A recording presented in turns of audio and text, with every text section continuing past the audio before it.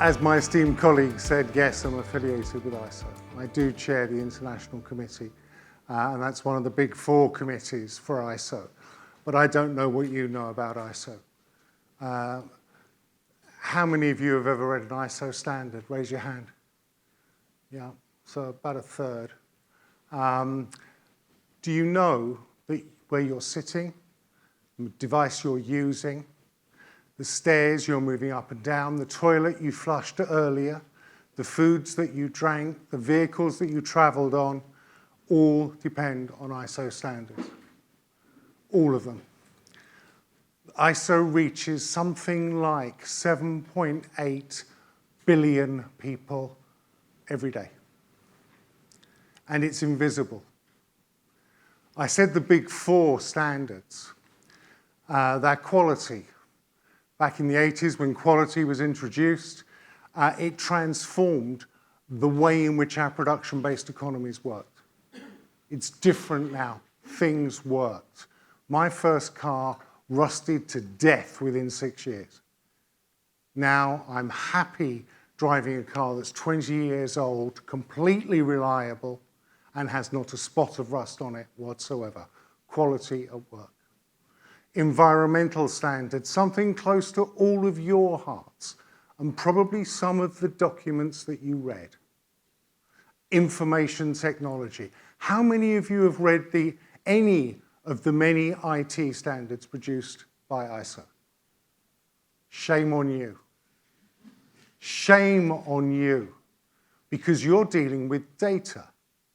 How can I trust your work if you're not protecting your data and giving me integrity and assurance that you're treating it properly? Is that a fair point to make? How would the businesses that you want to fund you trust you if you can't evidence that? And you're going to go to them for research grants. I say again, shame on you. But most of all, shame on industry. Because the work that you are doing is transformative. I am so pleased to be here, and I'll explain why during the next few minutes. Resilience is nothing new. Welcome to the party. We've been doing it for decades. If you think I'm wrong, I could show you the slide notes from 1997 with BSI, reports from so many people that said risk and resilience, continuity, security, we'll never need standards for those. Those won't be relevant. And yet here we are, the world has changed. We produced the first business continuity standards in 2003, and then there was an international standard in 2008.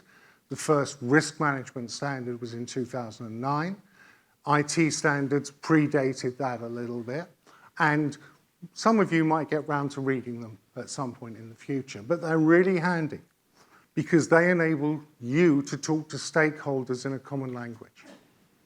One of the things that you will have already noticed in your work is that resilience means different things to different people. And that's the problem that ISO solves. It doesn't solve it perfectly, but it creates a consensus, a common ground of understanding that starting in 1948 has leveled playing fields and enabled global trade and transformative performance. And I've already given you some examples of that in my initial outburst. We won't call it a rant yet. But it is that bridge between people, between public and private sectors, between professionals who are professionals in different things. I know organizations that manage hedge funds worth billions that don't know what you do, but could monetize what you do and transform the quality of their work based on your data. I know communities that will be transformed. One of the projects I've worked on is the Grand Renaissance Dam in Ethiopia. It's going to provide electricity to 60% of the population and possibly cause a war. Complex issues that require nuanced solutions and engagement between diverse stakeholders. Welcome to the world of risk and resilience written large. In that space, we really need quality information. I chair an NGO. I'm not a paid employee of ISO. I volunteer because it's such an important job.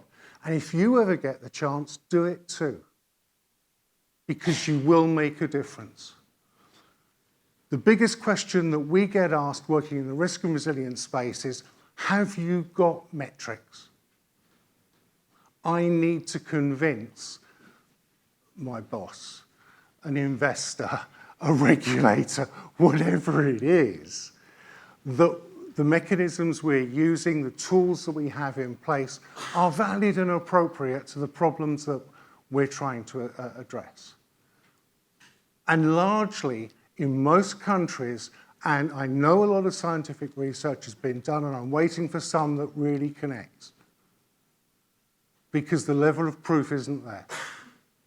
You've got a lot of data, but the shift between data and compelling evidence can be different. And that's not a criticism of any of the work. It's a function of maturity. And it's also a function of collaboration. And that's, again, why I say well done to this DAFNI initiative. You're at the start of something that is transformative. It also isn't just about fairly narrow fields of view. I think there is potential right across the UN SDGs. And this is where ISO's involvement is significant, because we have the ability to scale and roll out at pace. An ISO standard reaches potentially 170 countries.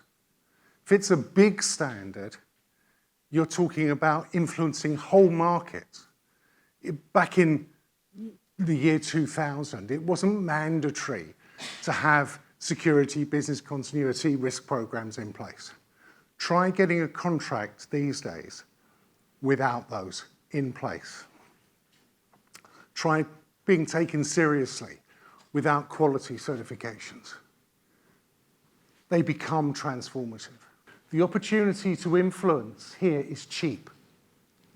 If you can engineer in risk-based thinking, resilience early into a cycle, you're building your flood defenses a foot higher.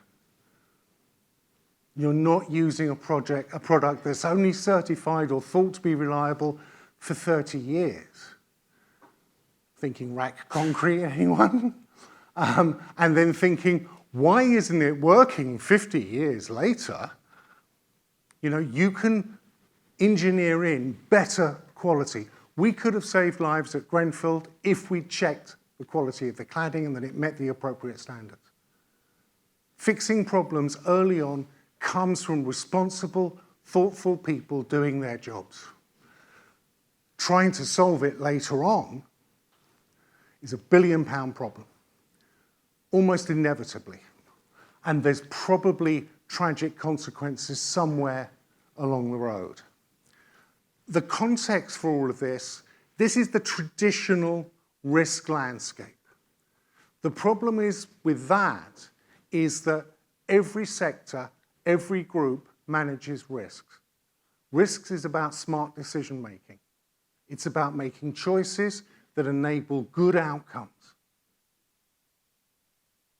There is a responsibility on everyone to make good decisions, and we have to learn how to do that. It is a skill. It needs to be taught and it needs to be adopted within organizations. And essentially, when you're talking about resilience, it's nothing special. But you have to be sure you're talking the same language when you're working with partners. Because I can assure you, if you're working in healthcare and you talk about resilience, and you're working in the military and you're talking about resilience, you are talking about different things. If you're talking, often as you guys will be talking, about your disciplines, the nuances will be different. And you can identify those differences by looking at capabilities, the activities, and the characteristics, the attributes.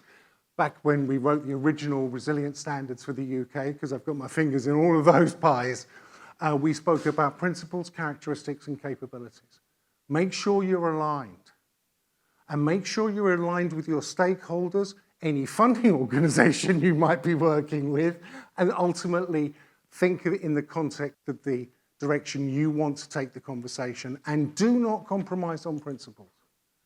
Don't take the cheap option out, because that's how you hold the high ground and get value in the long term.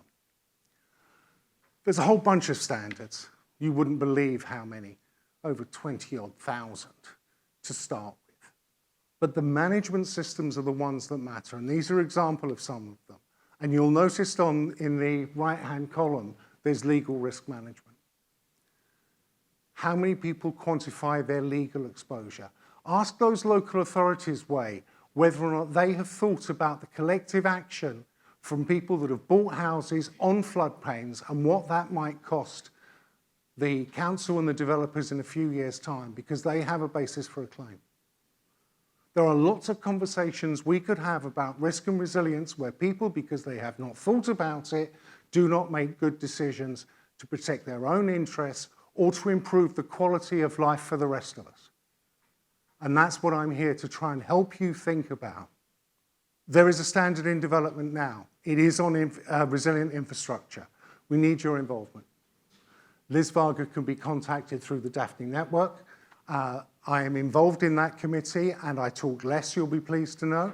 But I'm arguing that we have to commercialize resilient infrastructure. We have to get thinking that is actionable by organizations that supports transformation. And I think you probably would agree with me. And I'd like to have that conversation ongoing through collaboration with DAFNI, your stakeholders, and wider society. This is a foundation for success. There's a lot of ingredients, and we have to pull all of the principles we are talking about in professional terms and showcase them to politicians and policymakers. Monetize it, show them the money, in the great words of Jerry Maguire. And that's, again, something that we do together, not alone. Thank you very much.